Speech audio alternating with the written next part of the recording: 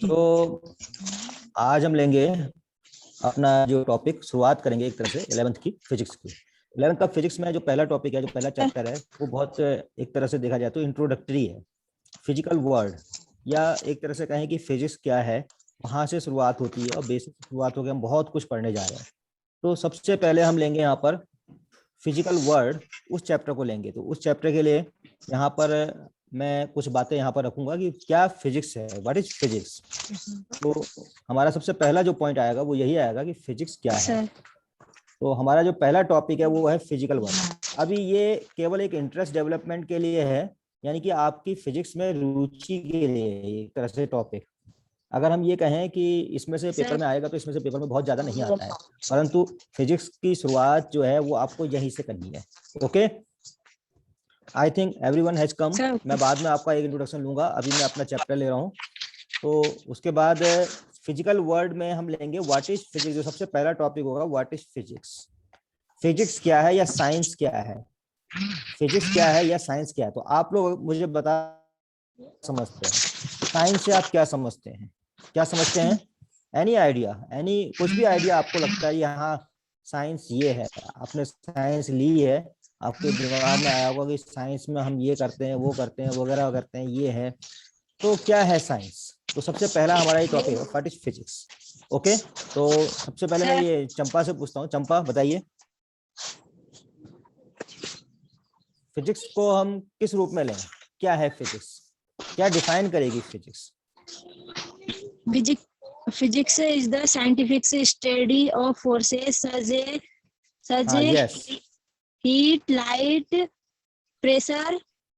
हाँ, forces, heat, light. आपके दिमाग में हीट आया, लाइट आया, प्रेशर आया, राइट, साउंड, ये आया, सब साउंड आया। हाँ बिल्कुल, साउंड, ये सब, ग्रेविटी आई, दिमाग में ग्रेविटी आई। यस, ये सारी की सारी चीजें जो है। हाँ, कौन सी? कैपेसिटी, कैपेसिटी ठीक हो गया, काफी अच्छा। इलेक्ट्रिसिटी, इलेक्ट्रिसिटी मतलब विद्युत के बारे में। तो ये सारी चीजें जो है आपके माइंड में आई है, सीधे फिजिक्स कहते ही जो है दिमाग में ये सब चीजें आती हैं। बिल्कुल सही आया। एक्चुअल में ये सारी चीजें कनेक्टेड है हमारी किससे? नेचर से। किससे कनेक्टेड है? नेचर से। नेचर में जो कुछ हो रहा है, हाँ, उसे हम, आपने सुना होगा नेचुरल फिनोमिना, एक वर्ड आता है नेचुरल फिनोमिना, यानी कि नेचर में होने वाली वो सब घटनाएं जो प्राकृतिक हैं। फिनोमिना होता है क्या? घटनाएं। So natural phenomena which ever occurs in our physical world. हम अगर ये कहते हैं कि क्रिकेट में एक बॉलर जो है बॉल फेंक रहा है, तो वो भी एक नेचुरल फिनोमिना है। अगर हम कहते हैं कि बैट्समैन बॉल को हिट कर रहा है, तो वो भी एक नेचुरल फिनोमिना है। अगर हमें जैसे कोई सिम्टम होता है, बीमारी होती है और किसी कारणवश हो रही है, वो भी एक नेचुरल फिनोमिना है। Everything is natural phenomena. पत्ते गिर रहे हैं या उड़ रहे हैं पत्ते हवा से, या आपके जो सेलेस्टियल बॉडीज हैं, बॉडीज मतलब जो पिंड वगैरह होता है ना, ऑब्जेक्ट, अर्थ है, अर्थ के चारों ओर मून चक्कर लगा रहा है, रिवॉल्विंग अराउंड अर्थ, जिसे revolving around earth, earth is revolving around sun, earth is revolving around sun. तो ये सब चीजें क्या है, ये जो तारे चमचम, ये सब चीजें क्या है? नेचुरल हैं, सब चीजें नेचर से कनेक्टेड है। और इन सब को पढ़ने के लिए, जैसे आपने कहा forces, right, there are so many forces, everything has been defined, decided by force. किसी हम एक लॉ को कर देंगे, एक फोर्स को रख देंगे वहां पर, एक यूनिवर्सल लॉ रखेंगे। यूनिवर्सल लॉ समझ रहे हैं? एक ऐसा यूनिवर्सल लॉ होना चाहिए जिससे ये सब चीजें डिफाइन होनी चाहिए। तो फिजिक्स क्या है? एक तो ये पॉइंट आपके बिल्कुल सही आ गए हैं कि फिजिक्स नेचर है, नेचर से कनेक्टेड है, नेचुरल फिनोमेना से कनेक्टेड है, और नेचुरल फिनोमेना को किसी लॉज के माध्यम से, लॉज समझ रहे हैं, नियम, लॉज, किसी लॉज से हम जो है उसको डिसाइड कर लेते हैं कि इस पर आधारित ये लॉज है। जैसे न्यूटन्स का लॉ है, न्यूटन्स ग्रेविटेशनल लॉ है, कहीं से पैदा नहीं हुआ बल्कि नेचर से पैदा हुआ। अगर एप्पल गिरता नहीं तो वो पैदा लॉ आता ही नहीं, ग्रेविटेशनल लॉ नहीं आता, जन्म नहीं लेता। फिर ग्रेविटेशनल लॉ से कई चीजें हैं, तो उसके बाद लॉज अगर जब पैदा हो जाते हैं, लॉज जब बन जाते हैं, देन प्रेडिक्शन। प्रेडिक्शन समझ रहे हैं? इसे कहते हैं भविष्यवाणी, यानी कि साइंस, हमारी फिजिक्स जो है भविष्यवाणियां भी करती है, प्रेडिक्शन भी करती है। अभी हाल ही में आप लोग देख रहे होंगे कोरोना की तीसरी लहर आने वाली है, ये क्या है? भविष्यवाणी है, प्रेडिक्शन है ना। अब ये प्रेडिक्शन किसी ज्योतिषी ने नहीं किया है, ये प्रेडिक्शन किसने किया है? साइंटिस्ट ने किया है। साइंटिस्ट ने किस आधार पे किया है? ऑब्जर्वेशन के आधार पे किया है। ऑब्जर्वेशन के आधार पे उन्होंने क्या किया? एक्सपेरिमेंट किए हैं। So there are so many things, observations and experiments. ध्यान दीजिए, observation sir and then experiment, experimentation. यानी कि साइंस में ये भी आता है, ऑब्जर्वेशन भी आता है और एक्सपेरिमेंटेशन भी आता है। साइंटिस्ट जो है हर चीज को एक्सपेरिमेंट करके बताते हैं। उन्होंने देखा कि उन्होंने ऑब्जर्व किया कोरोना वायरस को ऑब्जर्व किया। देयर इज समथिंग वायरस, एक वायरस ने उसने है जो इस तरह का एक्ट कर रहा है, आपकी कोशिकाओं में घुस जा रहा है। मैं बायोलॉजी नहीं पढ़ा रहा, पर ये फिजिक्स में, साइंस के बारे में बता रहा हूं मैं। तो जब वो अंदर जा रहा है तो उसमें उन्होंने एक्सपेरिमेंट किए, इसका बिहेवियर क्या है, ये किस प्रकार से प्रभाव डाल रहा है, किस प्रकार से इफेक्ट कर रहा है, इसकी संरचनाएं देखी वायरस की। उन्होंने देखा इसके तो वेरिएंट चेंज हो रहे हैं, ये तो चेंज कर रहा है अपने आप को, तो चेंज कर रहा है, तो उसके आधार पर उन्होंने प्रेडिक्शन किया। तो एक्सपेरिमेंट्स के बाद जो है प्रेडिक्शन होता है। प्रेडिक्शन मतलब भविष्यवाणी, समझ रहे? प्रेडिक्शन मतलब भविष्यवाणी। तो साइंस ये सब चीजों को ऑब्जर्व करता है। साइंस ऑब्जर्व करता है, साइंस एक्सपेरिमेंट करता है, देन साइंस प्रेडिक्ट करता है, देन साइंस प्रेडिक्ट करता है। तो साइंस को अगर मैं कहूं कि एक सिस्टमेटिक स्टेप्स के द्वारा जो है हम किसी चीज को फाइंड करते हैं, that is science. Systematic process भी कह सकते हैं, सिस्टमेटिक प्रोसेस होती है विधि। ऐसा नहीं है अगर जैसे कई चीजें होती हैं, साइंस एंड रिलीजन पे बहुत डिस्कशन होता है। I am not going for discussion कि साइंस अलग जो है, रिलीजन अलग है। पर साइंस क्या है? वो चीजें जो देख रहा है, उसको एक्सपेरिमेंट कर रहा है और उसको प्रेडिक्ट कर रहा है। दो ही चीजें तो आपको प्रेडिक्ट करती है। भविष्यवाणियां कौन कौन देते हैं? या तो ज्योतिषी देता है या वैज्ञानिक देता है, राइट? ज्योतिषी किसी आधार पे देते हैं, उनका अपना साइंस होता है। पर हमारा अपना जो साइंस है वो एक्सपेरिमेंट पे आधारित है। वो किस पे आधारित है? एक्सपेरिमेंट पे आधारित है, फिजिक्स है। ठीक है, तो अब हम फिजिक्स की एक डेफिनेशन यहाँ पे लिख देते हैं। फिर व्हाट इज फिजिक्स?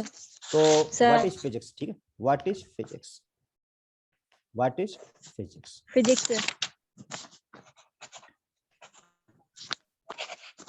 एक तो हमने कहा कि it is law, it is the laws and principle. इसमें नियम होते हैं और सिद्धांत होते हैं।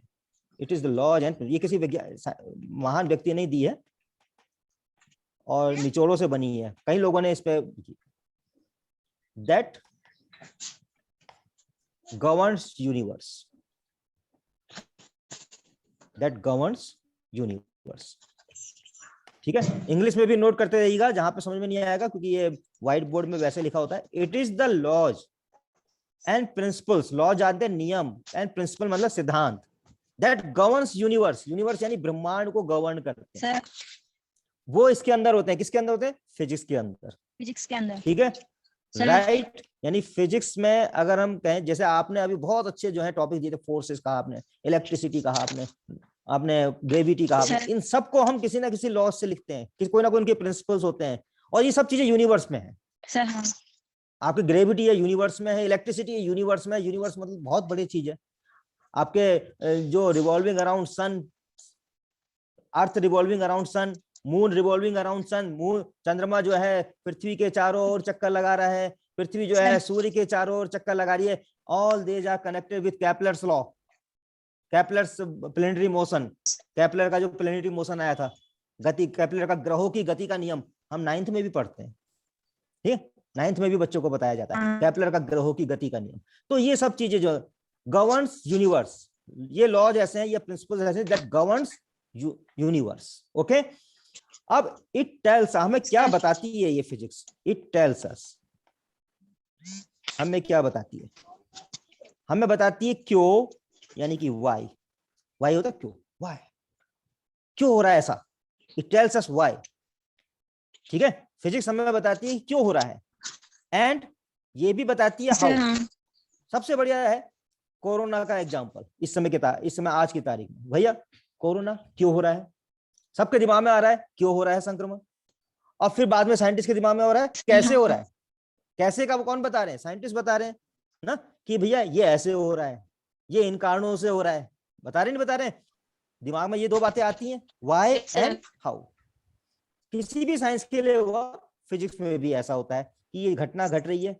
पेड़ से सेब गिरा था, न्यूटन ने भी सोचा क्यों गिरा, फिर क्या आया अंत में, कैसे गिरा, व्हाई एंड हाउ। अब इसमें आता व्हाई एंड हाउ थिंग्स, यानी कि वस्तुएं, शेप क्या था, वस्तु थी। बिहेव, बिहेव मतलब क्या हुआ, व्यवहार करती हैं। Why and how things behave as they do, जैसे जैसे वो करती है, एज दे। अब देखो इसको, it tells us why and how things behave as they do, ये बताती है क्यों एंड कैसे वस्तुएं जो है व्यवहार करती हैं। समझ? अभी अभी दिमाग में आता है, जब क्रिकेट खेलते हैं तो स्पिनर की गेंद स्पिन कैसे करती है, क्यों करती है भाई, और कैसे करती है ना। स्पिनर का आपने देखा होगा, जब क्रिकेट खेलते हैं तो बहुत से लोग अच्छी खासी गेंद को घुमा देते हैं, फेंकते हैं, और वो निशाने पे ठप्पे के बाद सीधे ना जाकर के झुक करके जाती है, और वो बैट्समैन धोखा खा जाता है, आउट हो जाता है, होता है ना। तो उसके पीछे भी साइंस है।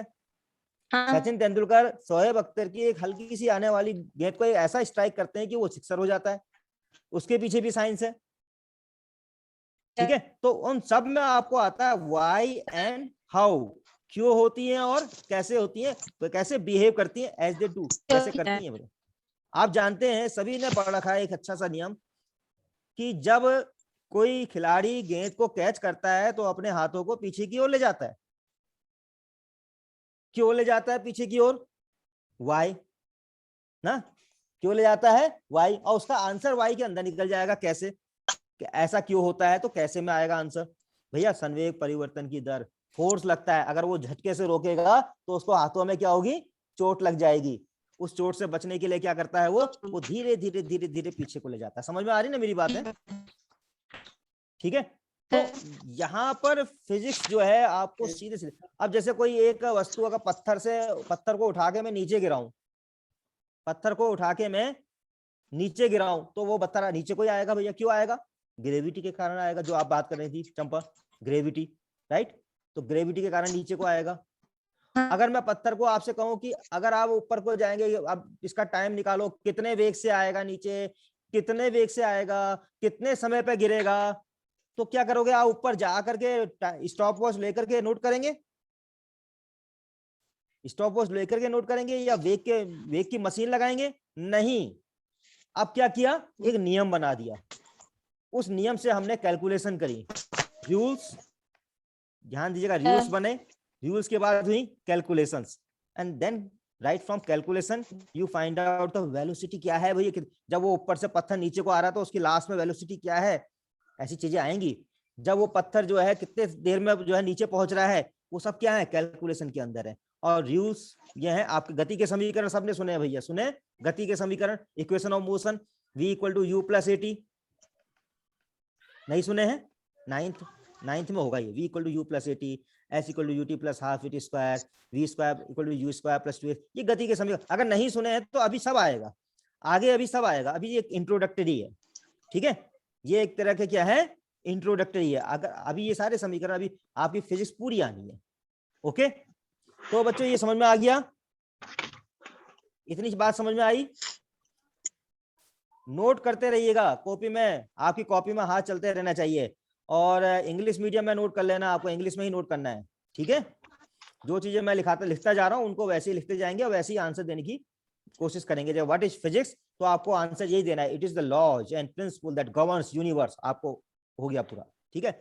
It tells us why and how, simple है ना, व्हाई एंड हाउ, क्या लिखा है यहाँ पर, व्हाई एंड हाउ, बस ये याद रखना है। यहाँ क्या याद रखना है, लॉज एंड प्रिंसिपल, यानी कि लॉज होते हैं, प्रिंसिपल्स होते हैं, बेसिक लॉज होते हैं, उससे प्रेडिक्शन किया जाए, प्रेडिक्शन भी आएगा वर्ड में, कि ये प्रेडिक्ट करता है, साइंस क्या होता है, फिजिक्स क्या होता है, प्रेडिक्ट करता है आने वाली घटनाओं को।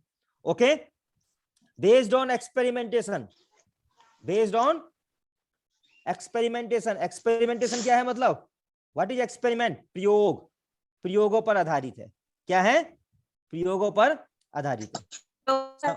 हाँ, समझ रहे हैं, किसी को कोई प्रॉब्लम, इंग्लिश मीडियम में आप पहली बार पढ़ रहे हैं, इंग्लिश मीडियम को आप एक तरह से इंग्लिश की थ्योरी को आप पहली बार फॉलो कर रहे होंगे, अभी तो आपने हिंदी में टर्मिनोलॉजी पढ़ी होगी, यहाँ सब इंग्लिश में पढ़ेंगे, हम बाइलिंगुअल समझाएंगे आपको, हिंदी और इंग्लिश दोनों में समझाएंगे, ठीक है। सब लोग सेटिस्फाई हैं, बताते भी जाइए, तभी मैं आगे बढ़ूंगा। Okay, all of you are satisfy, right. तो आगे बढ़ते हैं। तो फिजिक्स को हमने एक फिलोसफिकल टर्म से लिया, नेचर से लिया, फिजिक्स को हमने लॉ से कनेक्ट किया, और फिजिक्स के बेसिक। अब आता है फिजिक्स और मैथमेटिक्स में रिलेशन। नंबर 2 बात कर लेते हैं, what is the relation between physics and mathematics.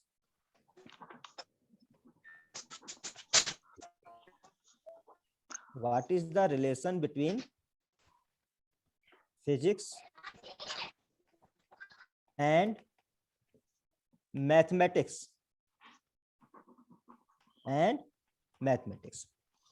तो बच्चों ये एक नई चीज आ गई है, फिजिक्स और मैथमेटिक्स का। बायो वाले कह रहे होंगे हम मैथमेटिक्स को छोड़ के आ गए थे सर, फिर जो है रिलेशन बताने लग गए फिजिक्स का मैथमेटिक्स से, अब ये मैथमेटिक्स भी पढ़नी पड़ेगी। परंतु फिजिक्स को मैथमेटिक्स के साथ हमें जोड़ना ही पड़ेगा कि फिजिक्स जो है is incomplete without mathematics. Note down कि फिजिक्स जो है इनकम्प्लीट है, अपूर्ण है। फिजिक्स क्या है? इनकम्प्लीट है विदाउट मैथमेटिक्स। क्या कर लोगे फिजिक्स में? कुछ नहीं कर पाओगे यदि आप मैथमेटिक्स का थोड़ा बहुत यूज नहीं करोगे। तो physics is incomplete without mathematics. अब बायो वालों को घबराना नहीं है, हाँ, क्योंकि जितनी मैथमेटिक्स यूज होगी फिजिक्स की उतनी तो हम आपको बताएंगे ही। तो जितनी मैथमेटिक्स यूज होगी उतनी हम आपको बताएंगे। फिजिक्स मैथमेटिक्स के बिना अपूर्ण है, मतलब फिजिक्स को मैथमेटिक्स को साथ रखना है, फिजिक्स को मैथमेटिक्स को अपने साथ रखना है, जिंदगी भर को साथ लेके चलना है। और कमाल की बात यह है कि मैथमेटिक्स का भी कोई यूज नहीं है फिजिक्स के बिना। मैथमेटिक्स को कह सकते हैं mathematics is jobless. Mathematics is jobless without mathematics. Jobless समझते हैं? Without mathematics, without physics, sorry without physics. अब देखो ध्यान दीजिएगा, what is the relation between physics and mathematics. तो मैंने पहली लाइन क्या लिखी है, ये देखो ध्यान दीजिएगा, पहली लाइन क्या लिखी है। ये पहली लाइन क्या लिखी है कि फिजिक्स जो है इनकम्प्लीट है बिना मैथमेटिक्स के, यानी कि हमें फिजिक्स पढ़नी है तो हमें मैथमेटिक्स का ज्ञान होना जरूरी है। और नंबर 2 क्या लिखा है? मैथमेटिक्स इज जॉबलेस, यानी कि मैथमेटिक्स का कोई काम ही नहीं रह जाएगा अगर फिजिक्स नहीं होती। समझ रहे? ज्यादातर यूज ऑफ मैथमेटिक्स, जो मैथमेटिक्स का जो यूज है ना, यूज उपयोग है, वो किसमें होता है? फिजिक्स में होता है। ठीक है, ज्यादातर योग। एक तो मैथमेटिक्स हो गई जनरल मैथमेटिक्स, जो आपको वो प्रतिशत निकालना, परसेंटेज निकालना वगैरह निकालना, वो सब चीजें आनी चाहिए बाजार में जानने के लिए, गिनती विनती वगैरह। परंतु मैक्सिमम पार्ट्स जो है मैथमेटिक्स का यूज होता है किसमें? फिजिक्स में।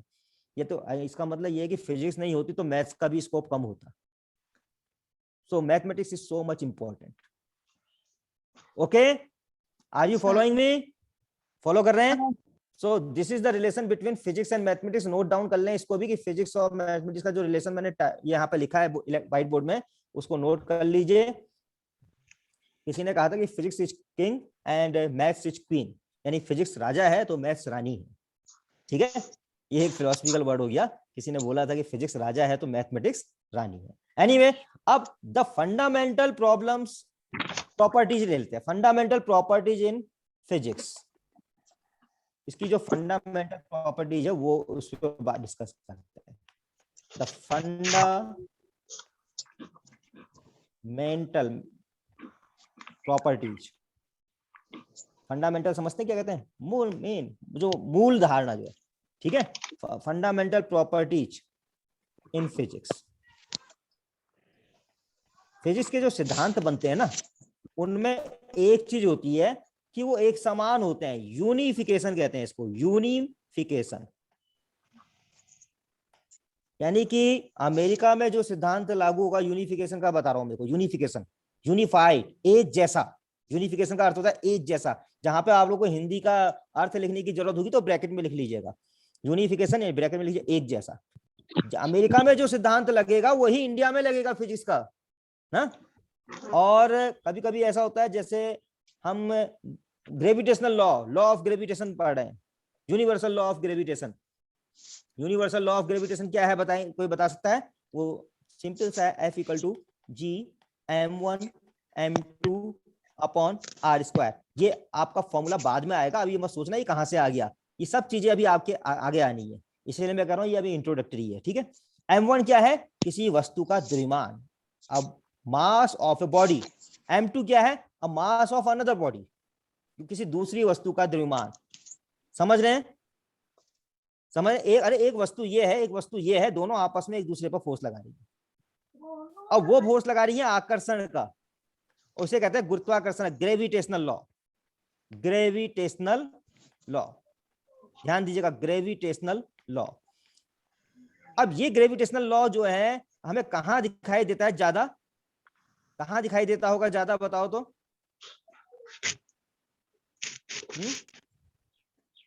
ये ग्रेविटेशनल लॉ हमें कहां दिखाई देता है ज्यादा? ऐसा कहीं दिखता है कि हाँ वो ये बड़ा सा पिंड जो है दूसरे पिंड पर बल लगा रहा है, कहीं दिखता है? दिखता है? बताइए, जल्दी बताइए। अरे एक पृथ्वी है, ये पृथ्वी है, यहां से पत्थर गिरा रहे हैं तो नीचे को गिर रहा है, यहाँ पर भी तो ग्रेविटेशनल फोर्स लग रहा है, राइट? सर अब मैं इस पत्थर का आकार बड़ा करता जाऊं, मैं बड़ा करते जाएं इस पत्थर का आकार, तो क्या होगा? बहुत बड़ा पत्थर बना दिया और इसको बहुत दूर से फेंक दिया, तो अपनी क्या ओर होगा? नहीं खींच पाएगी, अपनी ओर खींच नहीं पाएगा, बल्कि क्या होगा? राउंड करेगा चारों तरफ।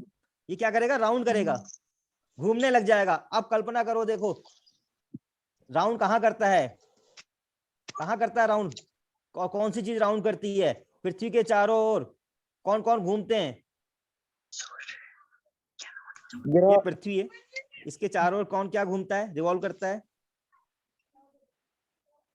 ग्रह ग्रह नहीं, ग्रह नहीं कहेंगे, ग्रह तो पृथ्वी खुद ही है। उपग्रह बोलिए, सैटेलाइट्स।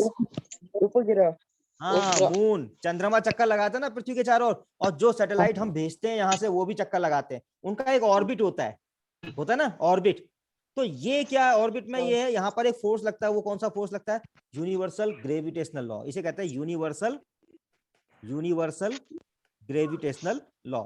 ये ग्रेविटेशनल लॉ है, गुरुत्वाकर्षण का नियम, सार्वत्रिक गुरुत्वाकर्षण का नियम। वो बल लगता है दोनों द्रव्यमानों के बीच में। जब द्रव्यमान छोटा था, वस्तु बड़ी थी, पृथ्वी बहुत बड़ी थी, द्रव्यमान बहुत छोटा था, झट से छोटा द्रव्यमान वाला नीचे को आ गया,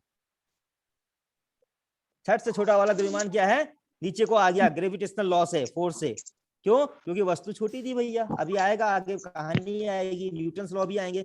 पर जब वस्तु बड़ी है तो क्या हो रहा है? चारों ओर चक्कर लगा रही है, चारों ओर चक्कर लगा रही है। तो ये यूनिफिकेशन जो कहने की बात जो हुई है, वो यही बात हुई कि यूनिवर्सल ग्रेविटेशनल लॉ है। ग्रेविटेशनल लॉ ऐसा नहीं कि दो छोटी छोटी वस्तुओं में ही लग रहा है, सभी में लग रहा है, बड़ी वस्तुओं में भी लग रहा है, छोटी वस्तुओं में भी लग रहा है, छोटे छोटे ऑब्जेक्ट्स में लग रहा है। अगर मैं आपके सामने खड़ा हूं तो आप और मेरे में भी लगेगा, ठीक है? इस समय अगर आप एक छोटा सा ऑब्जेक्ट रख ले वहां पर, तो उन दो ऑब्जेक्ट में भी लग रहा है जो हल्के हैं, पर वो बल हमें महसूस नहीं होता, ये कह सकते हैं। क्योंकि ग्रेविटेशनल लॉ जो है, ये जो गुरुत्वाकर्षण का नियम बहुत ही कमजोर होता है, दुर्बल होता है, दुर्बल बल। तो unification is one more thing. Unification सभी चीजों में होता है। ऐसे लॉज बनाए गए हैं फिजिक्स में जो यूनिफाइड होते हैं, जो एक जैसे होते हैं, और कई कई चीजों की धारणा को जो है स्पष्ट कर देते हैं। समझ गए? समझ गए? हाँ, तो अब आता है, अब ये मैंने यूनिवर्सल ग्रेविटेशनल लॉ की बात बता दी है। एक एग्जांपल ये भी होता है कि हम हीट जनरेट करते हैं भैया। कैसे करते हैं? हीट जनरेट करते हो आप। आपने दोनों हाथों को रब करना शुरू कर दिए, कुछ देर बाद हीट जनरेट हो जाएगी। Rubbing your hand, rubbing your hand होती है ना।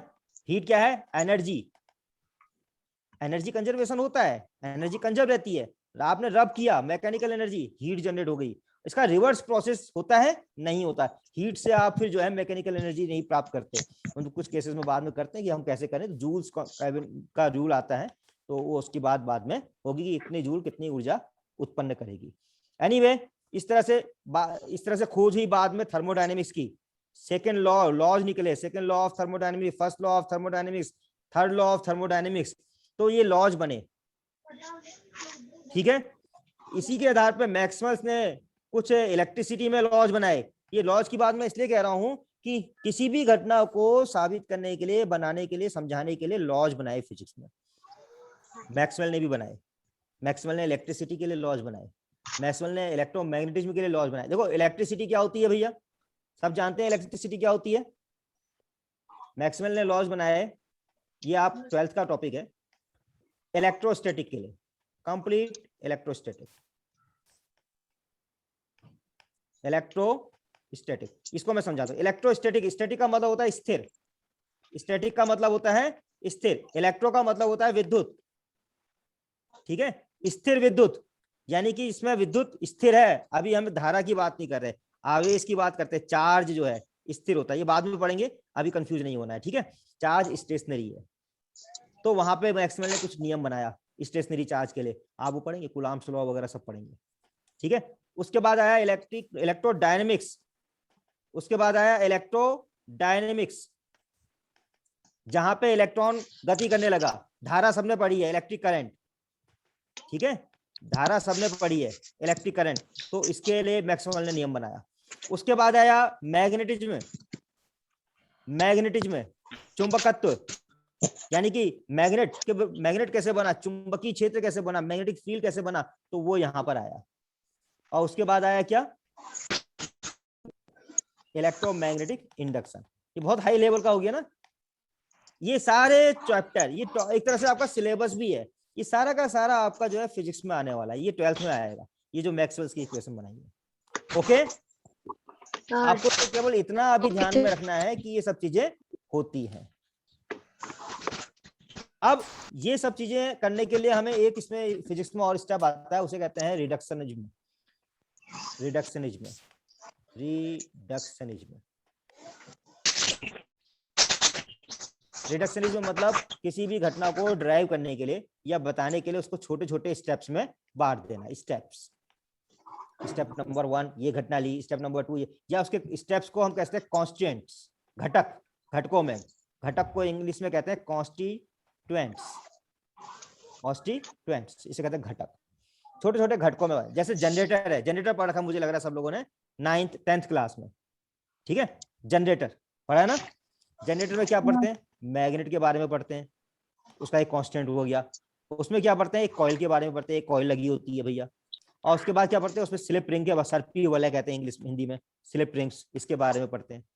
तो मैग्नेट्स के बारे में, कॉइल के बारे में, स्लिप रिंग्स के बारे में पढ़ते हैं। ये पढ़ने के बाद हम एक प्रिंसिपल निकालते हैं, जनरेटर में ये प्रिंसिपल है, तो इसे कहते हैं रिडक्शनिज्म, यानी छोटे छोटे कांस्टेंट को लेके चलना और बड़ी बात कहना, छोटी छोटी बात करके कोई बड़ी बात कह देना। तो एनीवे इसमें हम ज्यादा नहीं जाएंगे, फिजिक्स के बारे में हमने चर्चा कर ली है, हमने बात कर ली है कि फिजिक्स जो है लॉज से डिफाइंड होती है और रूल से डिफाइंड होती है। अब आती है फिजिक्स के स्कोप की बात। स्कोप, स्कोप, स्कोप इसका 2 प्रकार से होगा, एक होगा मैक्रो, मैक्रोस्कोपिक, मैक्रो, एक मिनट इसको मैं जरा ठीक से लिखता हूं, मैक्रोस्कोपिक, और एक होता है माइक्रोस्कोपिक। अब बच्चों ये जरा ध्यान देना, हाँ, मैक्रो क्या मतलब, क्या मैक्रो और माइक्रो में अंतर बताएगा कोई मुझे? What is the difference between macro and micro? Macro क्या होता है और माइक्रो क्या होता है? कभी आपने ये सुना है वर्ड, माइक्रो लेवल में काम करिए या मैक्रो लेवल में काम करिए? माइक्रो क्या होता है, सूक्ष्म, क्या होता है, सूक्ष्म, और मैक्रो सूक्ष्म नहीं होता, मैक्रो होता बड़ा। तो एक तो होगा मैक्रोस्कोपिक, होता है माइक्रोस्कोपिक। मैक्रोस्कोपिक में आपका मैकेनिक्स वाला पूरा पार्ट आता है। मैकेनिक्स जानते हैं, यांत्रिकी। अब मैं आपको सिलेबस बता रहा हूं एक तरह से, ठीक है, ध्यान देना। मैकेनिक्स में आप क्या क्या पढ़ेंगे? मैकेनिक्स में आप जानते हैं मोशन पढ़ेंगे, गति पढ़ेंगे ना। मैं उसके बाद क्या करेंगे, मोशन से संबंधित लॉज पढ़ेंगे, लॉज ऑफ मोशन, गति के नियम, गति के नियम। उसके बाद क्या लेंगे आप, वर्क एनर्जी, कार्य एंड ऊर्जा। ये सब आपका 11th में, ये सब आपका कोर्स 11th में, ये सारा का सारा 11th का है, ठीक है। मैक्रोस्कोपिक का पार्ट। वर्क एनर्जी के बाद आ जाएगा आपका रोटेशनल मोशन, जो वस्तुएं घूर्णन करती हैं उनके बारे में, घूर्णन गति, लट्टू घूमता है ना जैसे, उसके बारे में, वो सब आ जाएगा। उसके बाद आ जाएगा ग्रेविटेशन, जो अभी चर्चा हो रही थी ग्रेविटेशन की, उसकी चर्चा आ जाएगी। अब ये धीरे धीरे धीरे जब आप आगे बढ़ते जाएंगे तो ये सारी चर्चाएं हमारी होनी है। फिर हम लेंगे properties of matter, properties of matter. Matter होता है द्रव्य पदार्थ, इसमें आपका ठोस पदार्थ भी आता है और द्रव पदार्थ भी आता है, फ्लूइड भी, बहने वाली चीजें भी आती हैं। ओके, इसके बाद आ जाएगा ऑसिलेटर, इसी में आएगा, इसी लाइन पे। Oscillation, lesson. हाँ इसे कहते हैं दोलन। ऑसिलेशन, दोलन, दोलन करने वाली गति। पेंडुलम वगैरह देखे ना, दोलन करते हैं पेंडुलम, घड़ियों में भी होता है, वाल जो दीवार घड़ी होती है उसमें भी नीचे दोलन करता है, इस तरह से एक स्थान से ऐसे से कोई चीज लटका दो, पत्थर से ऐसे खींच दो तो वो दोलन करती है अपने स्थान पे इधर उधर, उसे कहते हैं ऑसिलेशन। उससे संबंधित जितनी भी चीजें हैं वो यहाँ पे आएंगी। उसके बाद आएगा वेव, तरंगे,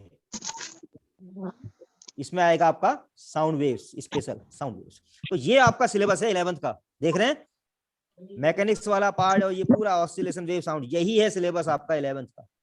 motion, laws of motion, work energy, rotational motion, gravitation, properties of matter, oscillation, wave, sound, इन सब चीजों को हमें पढ़ना है पूरे साल भर में आपको 11th क्लास में, समझ गए। और ये सारा का सारा किसमें है, मैक्रोस्कोपिक लेवल में, माइक्रोस्कोपिक में नहीं है। अभी मैक्रोस्कोपिक में एक चीज और है सिलेबस में, इसको मैं थोड़ा सा बाद में लिखता हूं, ये आपको माइक्रोस्कोपिक बाद में बताऊंगा, यहाँ पर मैं मैक्रोस्कोपिक लिख रहा हूं तो मैं मैक्रोस्कोपिक दिखाता हूं, ठीक है। ये मैक्रोस्कोप। अब मैक्रोस्कोप में एक चीज और है, वो क्या है, थर्मोडायनेमिक्स। थर्म से मतलब क्या होता है, टेम्परेचर। इसमें क्या पढ़ोगे आप, हीट एंड टेम्परेचर के बारे में क्या पढ़ोगे, heat and temperature. Yes, heat, temperature, thermometer, ये सब चीजें इसमें आ जाएंगी। हीट, टेम्परेचर, लॉज पढ़ेंगे, जो अभी मैंने बात की थी, लॉज तो हर जगह आते हैं। Laws of thermodynamics, laws of thermodynamics, बहुत एक तरह से एक किताब की तरह है थर्मोडायनेमिक्स, ध्यान रखना, पूरी ये बुक ही है थर्मोडायनेमिक्स भी। कंडेंसेशन आता है, कंडक्टर्स, सुचालक, और आ जाएगा रेडिएशन, यस, रेडिएशन, विकिरण। रेडिएशन जैसे सूर्य की किरणों से होता है ना, सूर्य की किरणों से प्रकाश की किरणें आ रही हैं तो रेडिएशन होता है। तो ये सारा चीजें, टॉपिक नोट कर लीजिएगा, ये सारे टॉपिक आपको हमें लेने हैं, ओके सर। नेक्स्ट में आते हैं माइक्रोस्कोपिक लेवल।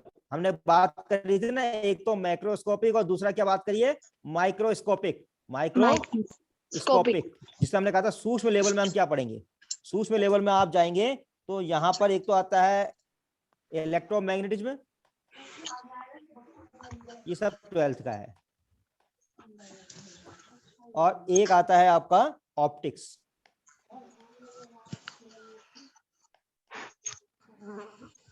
इलेक्ट्रोमैग्नेटिज्म में क्या क्या आएगा, चार्ज के बारे में पढ़ेंगे, ये 12th में पढ़ेंगे आप, अभी नहीं, घबराने की जरूरत नहीं है, ठीक है। ये हमारा क्या आएगा, टॉपिक 12th में आएगा, पर ये आपको बता देते हैं क्योंकि एक पूरी तस्वीर क्लियर रहेगी आपको फिजिक्स में करना क्या है। चार्ज, और उसके बाद ले लीजिए, चार्ज में आप लेंगे डायरेक्ट करंट मतलब करंट ले लीजिए, सीधे करंट लिख देते हैं, डायरेक्ट करंट। और इसके बाद लेंगे डिवाइसेस, करंट से संबंधित डिवाइसेस, और उसके बाद आ जाएगा magnetic field, magnetic field and magnetism, MEGNETISM,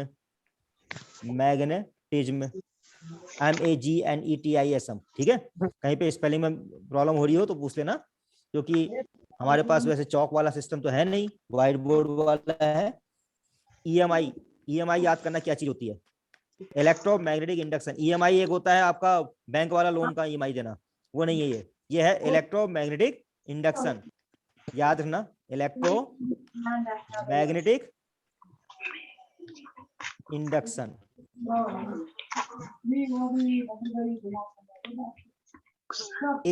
AC जानते हैं क्या होता है, AC और DC जानते हैं, AC and DC, AC DC तो हुआ डायरेक्ट करंट, AC क्या हुआ, अल्टरनेटिंग करंट। AC हो गया अल्टरनेटिंग करंट, प्रत्यावर्ती धारा। DC हो गया डायरेक्ट करंट, दिष्ट धारा। कहीं कहीं पे आप लोगों ने हिंदी में पढ़ा होगा, चार्ज हो गया आवेश, डायरेक्ट करंट है दिष्ट धारा, डिवाइसेस आप जानते हैं, कई सारे डिवाइसेस की बात होगी। मैग्नेटिक फील्ड को कहते हैं हिंदी में चुंबकीय क्षेत्र, मैग्नेटिज्म को कहते हैं चुंबकत्व, इलेक्ट्रोमैग्नेटिक इंडक्शन को कहते हैं विद्युत चुंबकीय प्रेरण। क्या कहते हैं? विद्युत चुंबकीय प्रेरण। ओके, और ये अल्टरनेटिंग करंट, एसी हो या अल्टरनेट। फिर इसके बाद ऑप्टिक्स, ऑप्टिक्स में भी दो पार्ट आएंगे,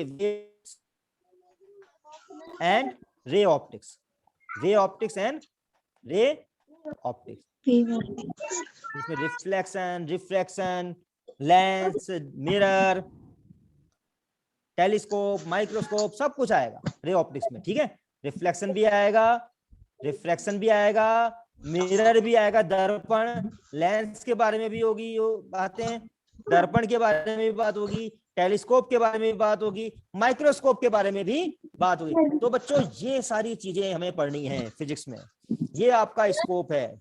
और अगर माइक्रो लेवल में, अच्छा ये भी मैक्रो लेवल ही, इसको ये भी बड़ी बड़ी चीजें, जो बड़ी बड़ी चीजें होती हैं उनको हम मैक्रो ही कहते हैं। इसको भी आप मैक्रो लिखिए, मैक्रोस्कोपी की लिखिए, इसको भी मैक्रोस्कोपी, मैक्रोस्कोपी एक तो वो था, कौन सा, वो जो पहले बताया मैंने मैकेनिक्स का, और एक हो गया ये इलेक्ट्रोमैग्नेटिज्म और ऑप्टिक्स।